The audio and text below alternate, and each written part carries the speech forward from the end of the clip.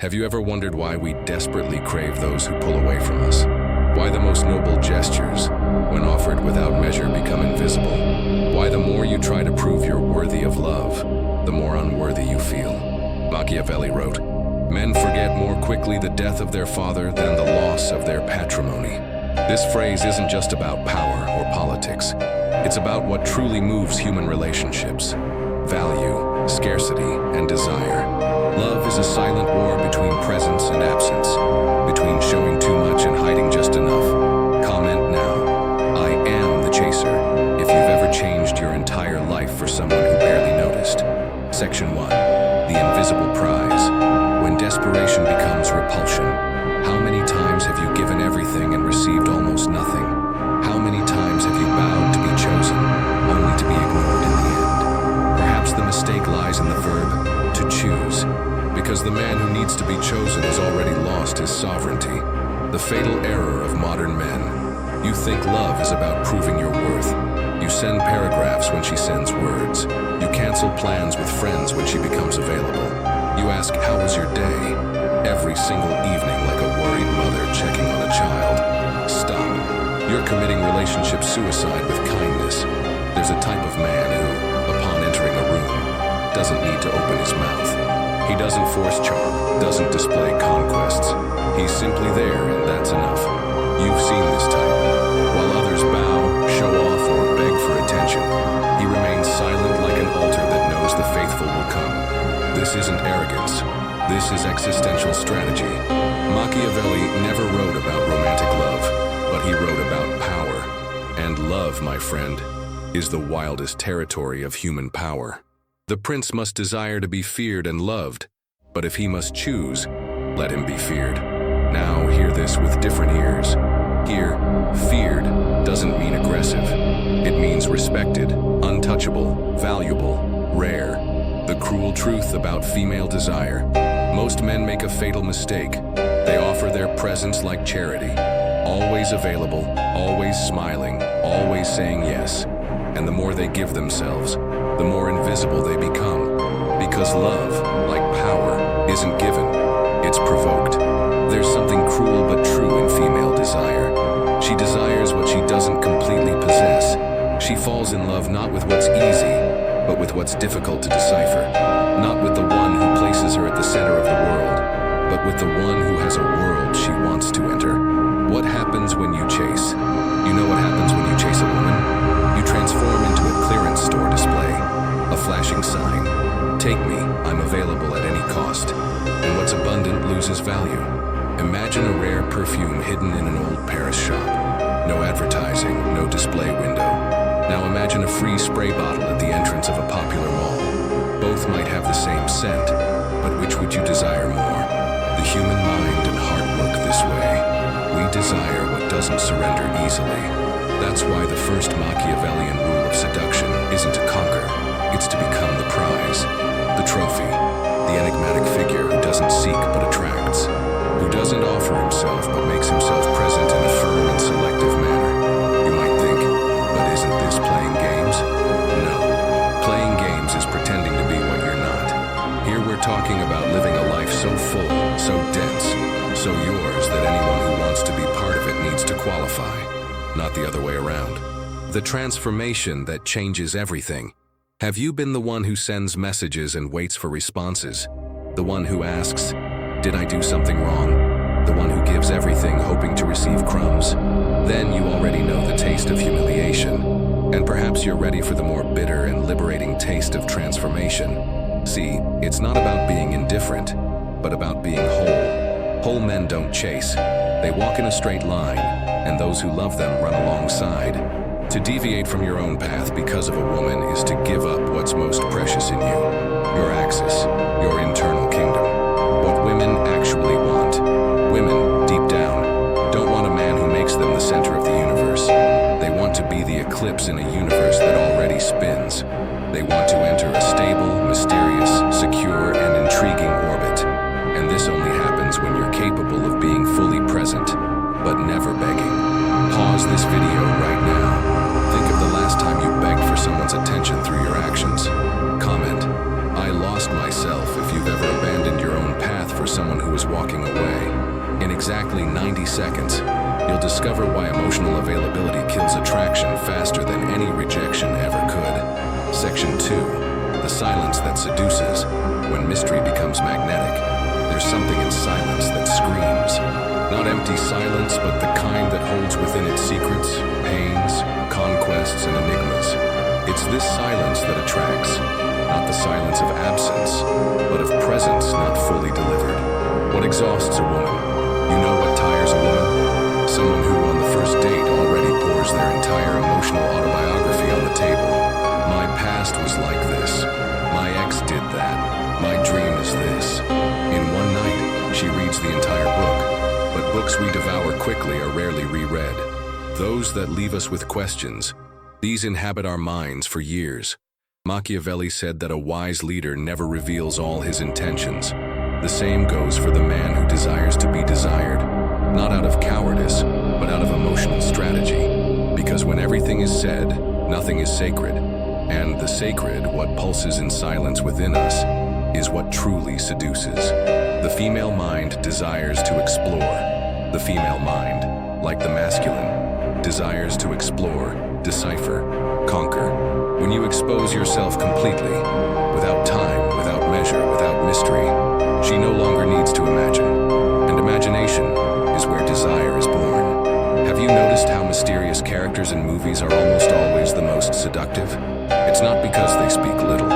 It's because they say less than they know. They leave space for the other to fill with fantasy. And fantasy, my friend, is the architecture of desire, the ritual of real love. You might be the most interesting man in the world, but if you undress emotionally in excess, you'll soon seem predictable. And the predictable in the field of seduction is like lukewarm water, never remembered, never desired again. This doesn't mean you should be cold, unreachable, or absent. It means you should know how to guard parts of yourself like relics are guarded, with reverence, an untold story, an undetailed trauma, a dream kept in your gaze. This is the space where female curiosity flourishes. The effect of strategic mystery. She'll look at you and think, who is this man who doesn't need to explain himself? Why doesn't he try to convince me of anything? Is he testing my intelligence or just respecting my time? She'll study you, observe you, look for your flaws, your fears, and the more she tries to decipher, the more entangled she becomes. You transform into an enigma, and an enigma is the most powerful invitation that exists. Not manipulation, but ritual. We're not talking about manipulation, we're talking about ritual. Love, when it arises in a real way, is a ritual, not a data report. And ritual requires time, discovery, patience, and tension. You need to be like that dimly lit room in an old mansion. With each door she opens, there's something new, and yet she feels she still hasn't seen everything. This sensation of there's more is what maintains fascination. The strategy of layers, show layers, reveal fragments, but guard the core.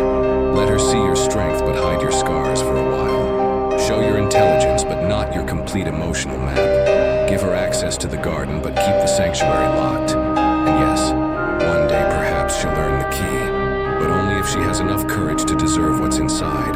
Not out of vanity, but because what's valuable needs trials. The difference between common and unforgettable, this silent game, where you don't lie but also don't deliver everything, is what separates the common man from the unforgettable man.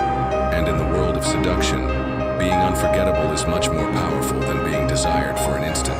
Remember, it's not about being an eternal mystery.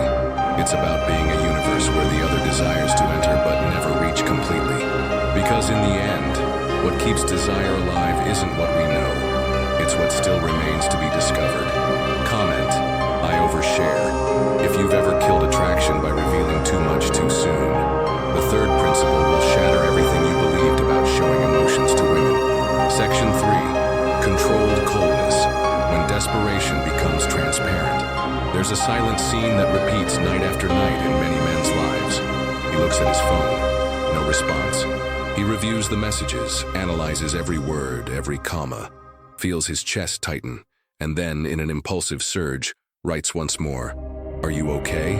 Did I do something wrong? Why did you disappear?" This is the exact instant where attraction drains away, not out of malice but out of instinct, because the man who can't contain his desperation becomes emotionally fragile, and nobody desires what seems to collapse with a breath. Machiavelli, at the core of his philosophy, taught that the true leader is one who doesn't waver with chaos. He may bleed inside, but outside he remains standing, because he knows whoever shows too much weakness before the enemy conquers neither respect nor victory. The enemy isn't her, it's your insecurity. Now transpose this to the field of love. The enemy isn't her, it's your insecurity, your desperate need for validation, your haste to obtain guarantees before desire can even mature. You need to understand something profound, almost brutal. Uncontrolled emotion is an invitation to contempt. It doesn't matter how much you say you love, that you care, that you want to be close. If your words are watered with anxiety, urgency, and dependence, they don't seduce, they suffocate. Women sense this immediately. Women perceive this, they feel it. They don't need a map to know when you've lost control of your internal compass. And what was attraction becomes pity. What was charm becomes discomfort. But the man who masters his emotions, not repressing them, but governing them, this one radiates something rare, stability. She can cancel a date. She can take time to respond. She can even provoke, test, provoke again. And he simply observes with a slight smile and continues his routine. Not out of coldness, but emotional discipline. Not out of coldness, but out of emotional discipline. For understanding that one doesn't kneel before external fluctuations, because his internal world isn't for sale.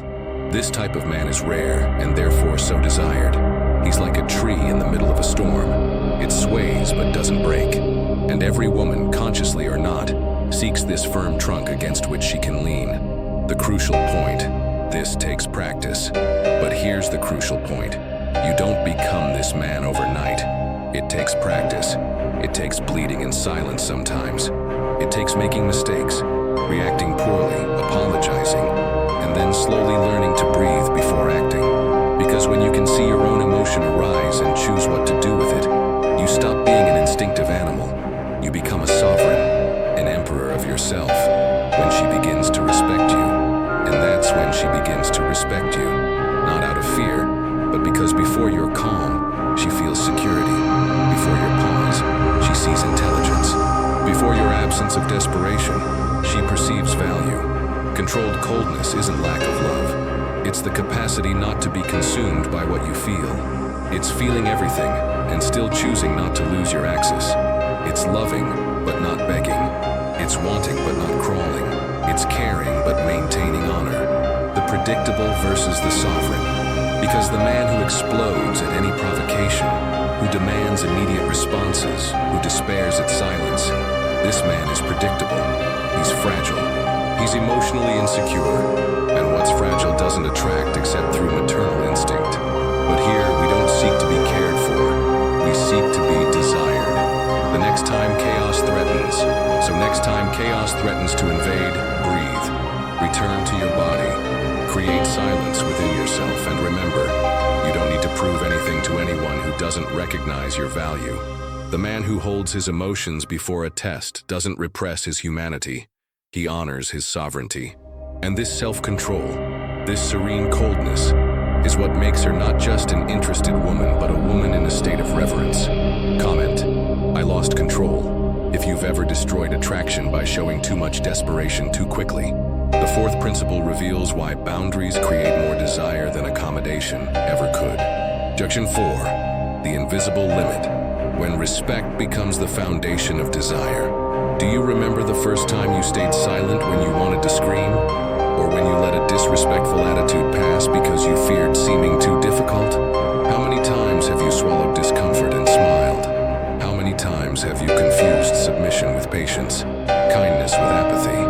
Men like this multiply and die slowly.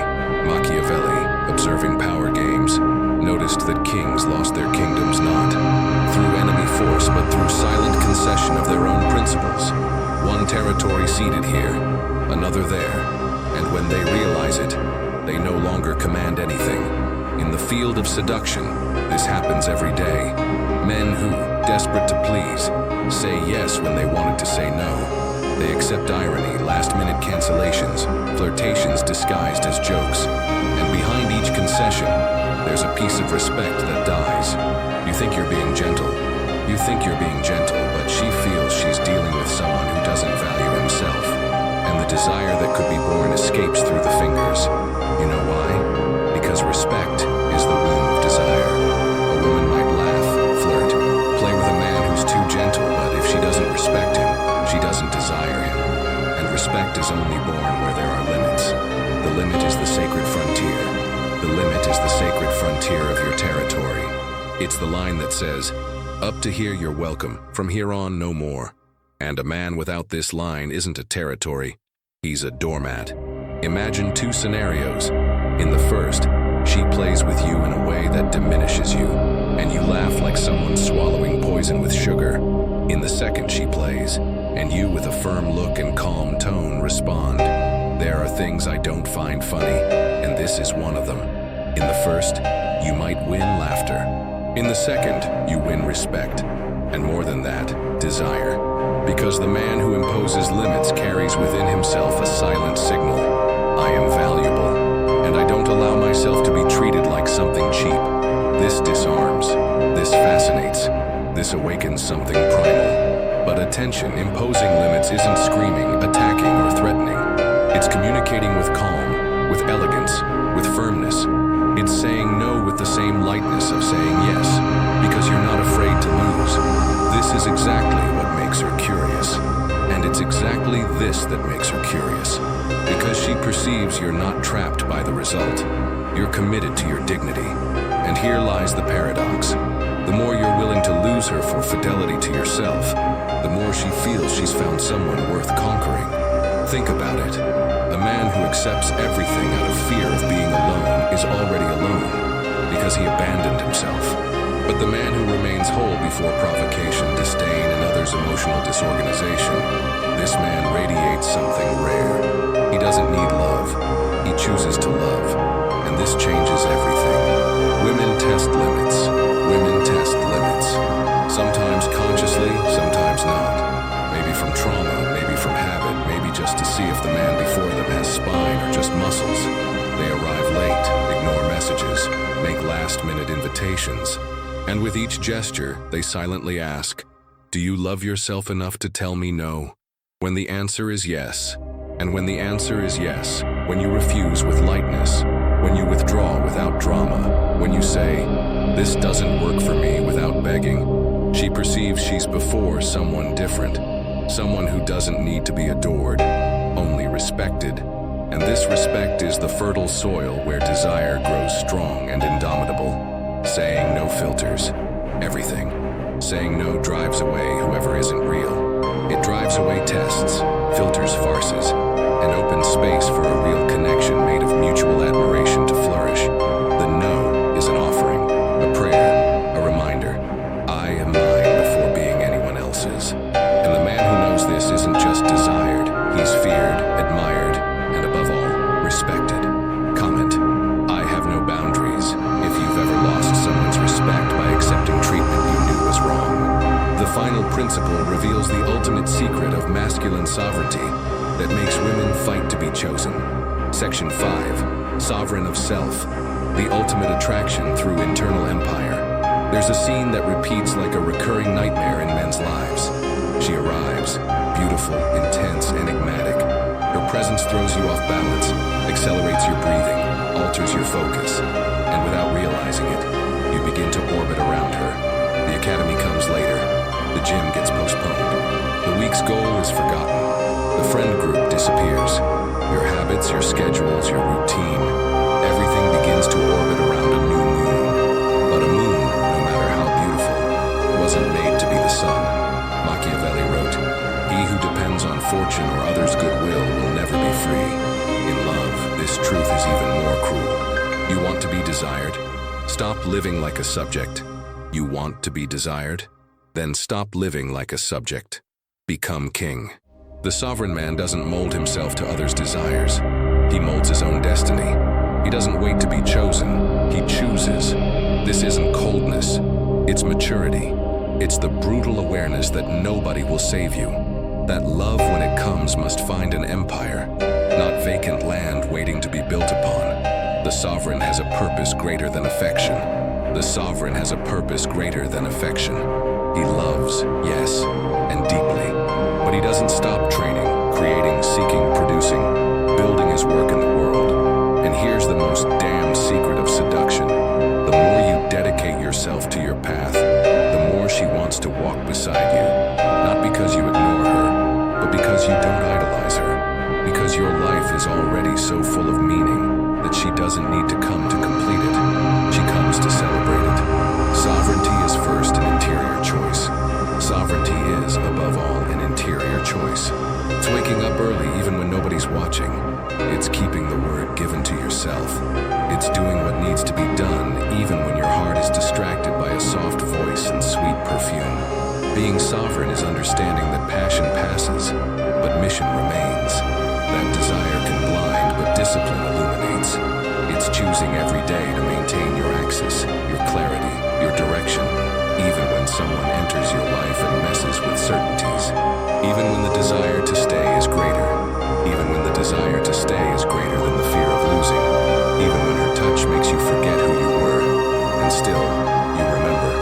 You remember because you don't want to be just someone who loves. You want to be someone who remembers himself even while loving. The woman who deserves you will notice. The woman who deserves you will perceive this and will be enchanted. Not just with your body, your way, your words, but with your structure, your consistency, your firmness. She'll perceive that by your side there isn't a boy begging for affection. There's a man walking with purpose who invites her to walk together, but doesn't stop for that. This man doesn't pressure. This man doesn't pressure, doesn't charge, doesn't dramatize. He lives. And it's this living full of rhythm, presence, and objective that makes her want to be there. Not out of neediness, but out of admiration. Because in the end, she doesn't just want love. She wants direction. She wants security. She wants intensity that doesn't suffocate. She wants freedom with presence. And the only man capable of offering this is one who made himself whole before loving. The only man capable. The one who isn't afraid of solitude because he made it his ally. The one who built a throne within himself and sat upon it. You can be this man. Not tomorrow. Not after she returns. But now. Choosing your battles. Silencing impulses. Rising even with your chest on fire. Because that's what kings do. They feel. They desire. But they never kneel. Personal confession. I want to tell you something I've never confessed out loud. Years ago, I was that man. The one who sent messages that were too long. The one who changed plans to please. The one who nullified himself just to not seem difficult. And you know what I discovered after a brutal rejection? That what I offered wasn't love. It was submission disguised as affection. And worse, I didn't even respect myself anymore. It was in this abyss that I met Machiavelli. It was in this abyss that I met Machiavelli. Not in books, but in practice. In the cold and painful decision to return to being sovereign of myself. To build walls where there had only been open doors. To value my silence, my time, my journey. And like magic, or as an inevitable consequence, everything changed. Because when you change inside, the world reorganizes around you. And love, the true kind, begins to be attracted to what you are, not what you try to seem. The ultimate truth, 5 rules, 5 sharp blades pointed not at others but inward. Not to manipulate, but to remember. Remember that deep down, it's not about conquering a woman, but not losing yourself while desiring someone. Comment, I choose sovereignty. If you're ready to stop being the man who begs and become the man who chooses. Like this video only, if you commit to building an internal empire so strong that others compete for access to your world instead of you competing for access to theirs.